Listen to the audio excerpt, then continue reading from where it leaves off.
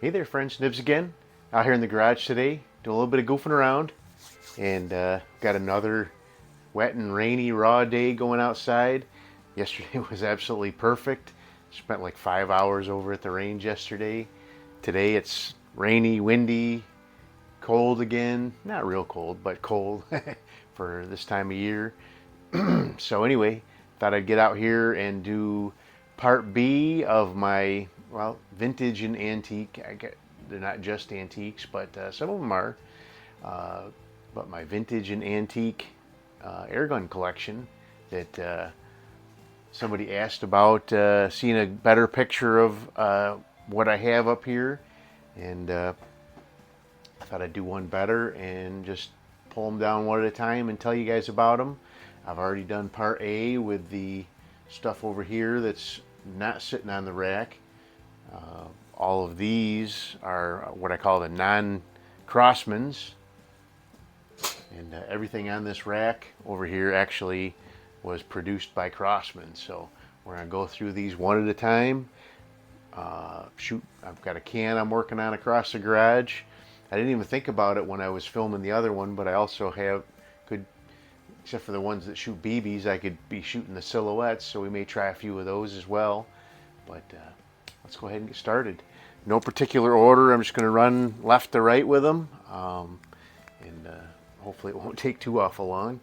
But the first one, I have two of these actually, but I think they're both pretty cool, so I thought they both deserve a spot up here on the Wall of Fame. This is one of two.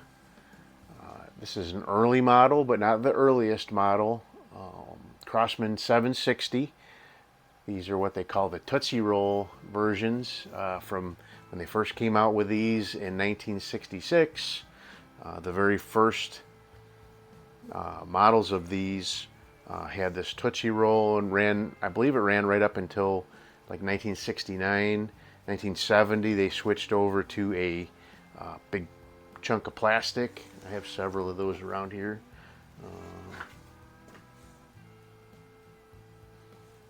They're over there. But this is the, I guess, like the second version.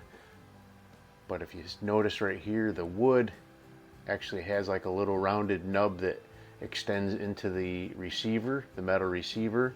On the very earliest ones, they actually had a square tab off the back of the metal that went into a slot that was in the stock, and they found out quickly that the torque from somebody torquing it or whatever would cause the wood to split inside that crack. So they swapped them out and started making these instead. You know, very small amount were made of those other ones. I really don't have a good number on how many of the other ones were actually made. But this one was made in 1968. That was one thing they were doing with these, was right here on this end cap, it's actually stamped with 68 on there. So is the other one. So,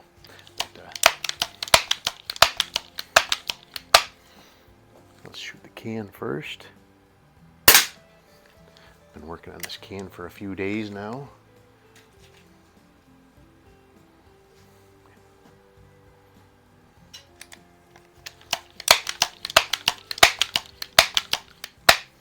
Let's see if I can knock over the pig. Oh yeah, no problem. So that's pretty cool. So that is one of two. Here's the other one. We'll take a couple shots with this one too.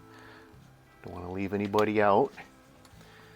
This one's in pretty good shape as well. It is also marked 1968 on the end here. Nothing really too much different with either of these. The reason I actually have two of these is I was shopping for one, and I finally found one that needed to be rebuilt. I got it for a decent price on on eBay, and I paid for it, and they shipped it out. I got a tracking number and all that. Everything was good to go.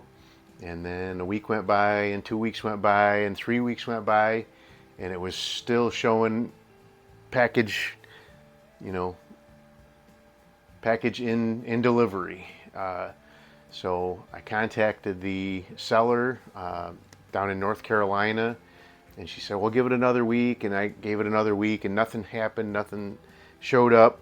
So she refunded my money, and so I started shopping around, and I found another one. I don't even know which one's which now, but I started shopping around. I found a second one, another one. I bought it, paid for it, got delivered to me. It also needed to be rebuilt. I got a seal kit from Henry Ford, rebuilt it, and was playing with it, having fun with it.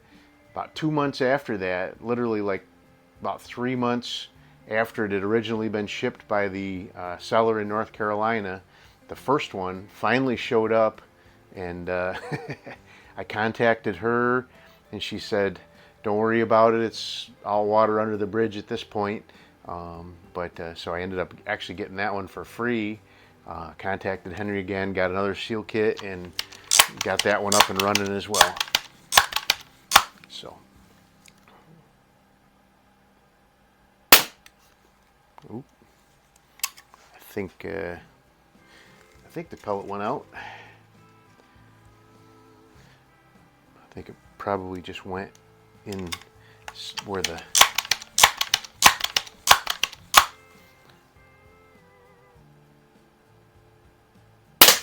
okay, there we go. Ooh, that can's just about done.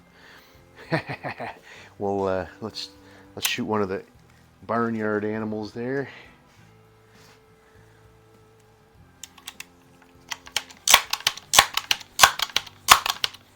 Let's hit the chicken.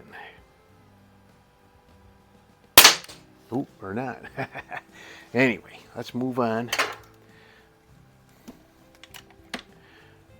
All right, the next one has the distinction of being the only BB gun, the only strictly BB gun in the whole lot. But this is a really cool, very obscure Crosman that originally they came out with what they call their V350, and it had the same basic action as this, but it was a more traditional stock. And then they came out with this M1 carbine looking job, and they actually called it the M1 carbine.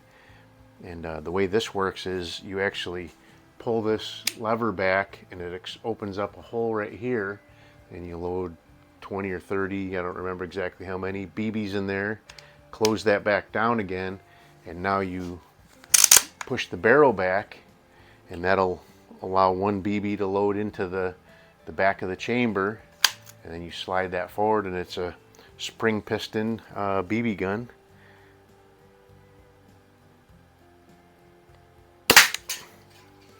It's actually pretty powerful. It's very quiet, but it's very powerful as far as a spring piston BB gun. These actually run right around 350 feet per second.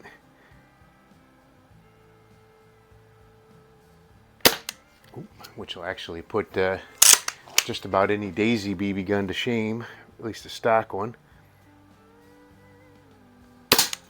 You gotta do some pretty serious work to a Daisy to get it up to 350 feet per second. Alrighty, we're moving along. We're getting into some old timers here. This is a pretty cool. I've got 3 similar ones like this. So this one is actually probably the newest out of the 3 that I have like this. This is a model 100, which is weird because the model 101 and 102 came out before the model 100. This one is a multi-pump, and this one is a 177 caliber. So they came out with the 101 and 102, and that was their only product really for several decades until after World War II. And then after World War II, they came out with the 100, and I believe it was a 104. I may be wrong, maybe a 103. But the 100 is a single shot. You cock the lever back here, then you open the bolt, and you can load in one 177 caliber pellet. It really seems to me that Crosman was really kind of hedging their bets on everybody thinking the 22 caliber was a better pellet, and then later on they saw that people also like the 177, so they started coming out with these. So, all right, let's see if we can finish off that can. Yeah, there we go. I'll put up a new can before we start the next pellet gun.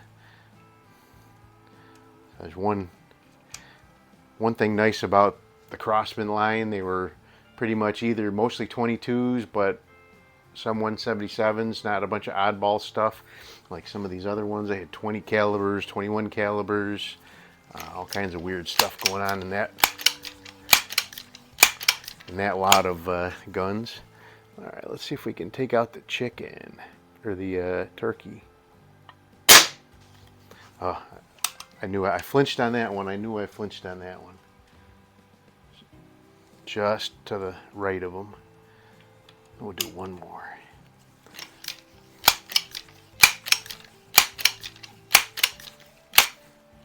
There's several different variations of this one. This one has the latest edition of the bolt knob, which came out in 47 to 49. There we go. All right, so that is the Model 100. Stand by while I put up a new can. Alrighty, I have a brand new soda can up there. We're still working on the silhouettes. Let's move on to the next. You'll notice a very big distinction in this Crosman lot. Almost every one of them are pumpers, except for that M1 carbine. But this one is probably my oldest Crosman up here. I'm pretty sure it is the oldest Crosman up here. This is a Model 102, and if you notice, it has this, they call this the mushroom cap bolt knob, and that mushroom cap bolt knob, I believe, was the earliest one that they had. So this is a 102.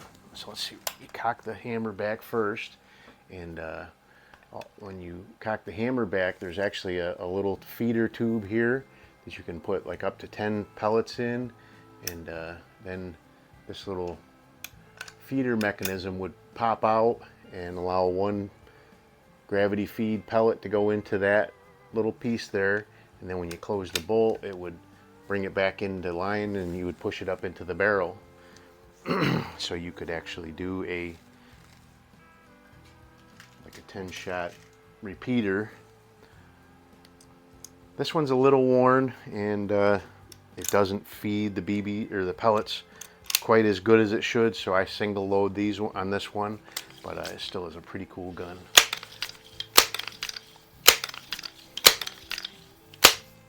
All right, let's hit the can with the first one, right where I was aiming.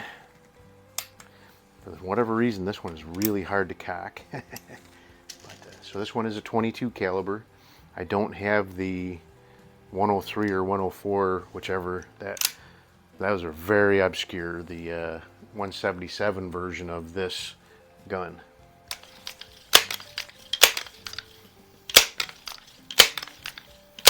I did chase one on eBay one time, and it went really high, and I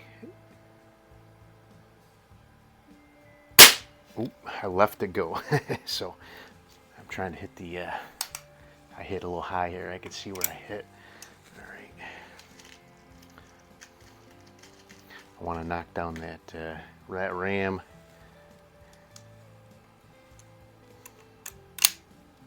Okay. We'll do one more. If we don't knock them down, we'll move on. There we go. Nice. Alrighty, so that is the Model 102. Alright, the next one is also a post-World War II version. Has the, I guess you could call that a 5-line bolt knob. But this is a Model 101, which is also a 22 caliber. This is the first one I had of this grouping that I had. These were the original. Well, they had a think it was a Model A or something like that, that was basically the same thing. It was kind of a prototype. They did release a few for sale, but this was their real first actual production gun that came out in 1925. The company says their 100-year anniversary was 2023, but they didn't really start producing these guns here until 25, best I can tell. So this one was their first model. It ran, like I said, it was the only, so this and the 102 were the only two products they had all the way up until after World War II. Then they just started releasing all kinds of stuff. So, but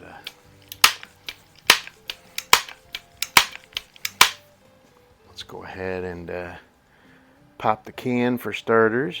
I'm gonna hit the try to hit that fruit on the can there. Oop.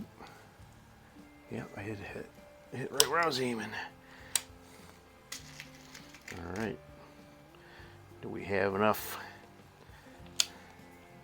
Can we hit the chicken?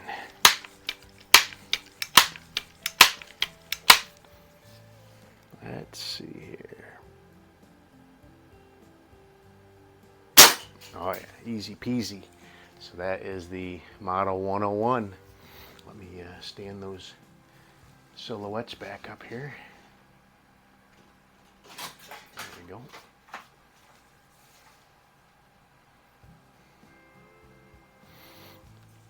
All right, so now we're getting into some later production, still early guns, but later production pumpers. This is a Model 1400.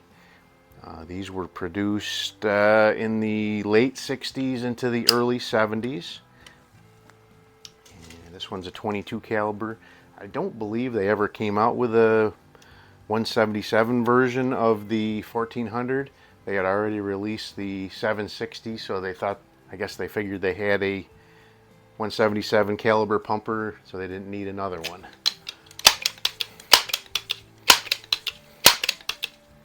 But these guys have quite a bit of power,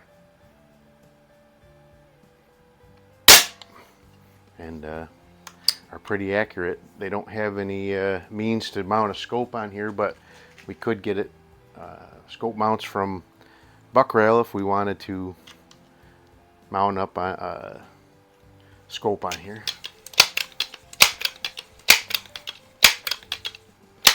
Let's see if we can hit the ram. All right, yeah.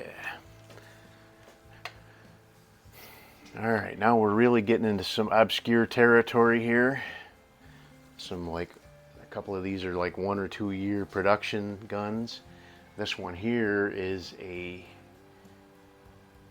call this the Town and Country Junior, and this was the Model 110. They had a Model 109 and a Model 110. The Model 109 was a 177 version, and then the Model 110 was a 22 version. They also had a Model 107 and 108, which were, they called those the Town and Country. They had a little bit bigger stock. I believe they were the same action, but they had a little bit bigger stock, so they were more intended to be an adult size gun. And those were also 177 and 22 caliber. But this one is pretty cool. I really like this. So it's really got this really nice tiger maple, curly maple stock. Very, it's hard to get a good picture of it on light, but I think, or on camera.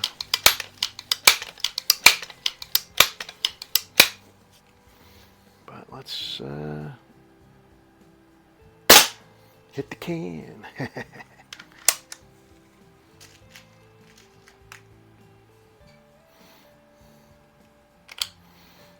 A lot of people like my my bell. Let's see if we can ring the bell. It's actually pretty loud.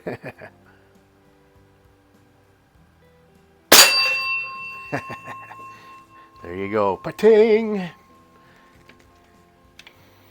right, so the 110 was only made for 1 year. The Town and Countries were only made for 1 year in 1949, and then they moved on to the 120, which I have a 120 over there, which will be the last one.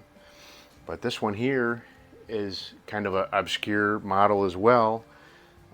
In 1950, they came out with, or 19, well, getting my dates mixed up here. In 1952, after the 120, they came out with the Model 140, which this is the Model 147. The Model 140 was a 22 caliber version, and they only made that one, the 140, they only made a 22 version of it from 1952 up until about 1963. And then in 1963, they started making this 140 Model 147, which is a 177 version. And then they made this from 33 to 66, and then they discontinued it again. They made the 140 up until about 1968 when they came out with the 1400. So this one is a pretty obscure, only a few years of production in the 177 again. And I'm guessing again that was because of the release of the 760.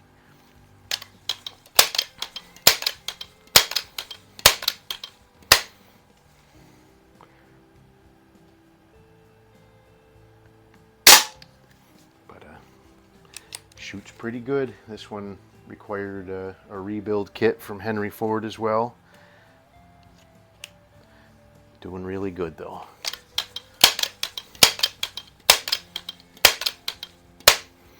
All right, let's hit the pig. Oh yeah, no problem. So here you go, the Model 147. I've had a couple of 140s in the garage from other folks to work on for them, but I've yet to find a 140 to add to my collection yet. But all right, so now we're getting into the last one. This is another very obscure gun. I have not seen many of these. When I bought this one, and it was in really, really bad shape. The stock was really pretty terrible looking, but I was actually able to clean it up without doing a refinish, using some Howard's Restore Finish. But the brass butt cap here was very tarnished, very corroded, and I was able to get it cleaned up and polished up real nice.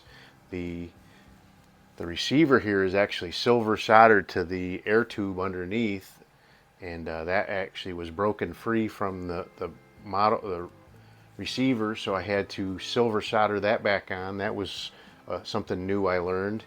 And then I actually stripped and repainted the whole gun because I burned all the paint off. Then I rebuilt it, resealed it completely. But left the caps brass. I know it's not the original way it was, but I thought it looked pretty cool, so I left it that way. But this one is also, the Model 120 is also a 22 caliber, but they never came out with a 177 version of this that I can find any reference to anyway.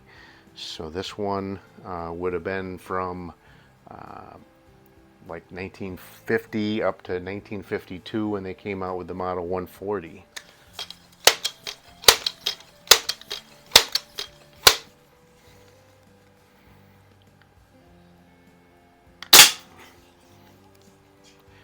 Cracks the can pretty good. Let me see if I can take out one of those. The turkey's standing a little sideways there. I gotta retighten the bolt for him. when I hit him, it turns sometimes. But let me see if I can hit the chicken. Nope. I don't have the original rear sight on here. I've just got, still looking for one. This one did not have a rear sight on it when I got it, and I just put one on there off of a different. Let me see if I can hit the turkey standing sideways there.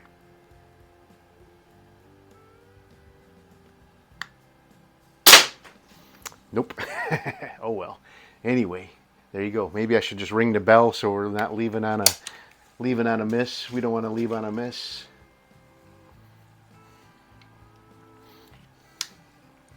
I know this series,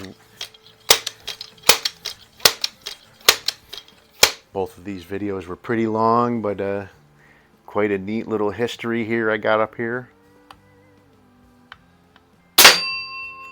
Ba-ting! Well, there you go. That is the Model 120, and that is my, I have many other Crosmans out here, but those are my kind of obscure and antique vintage ones. I got some pretty cool stuff. I got some Remington Airmaster 177s, a lot of stuff from the 70s, Model 766 and an older 2100, pretty cool stuff. So, but these are kind of the pride and joys here.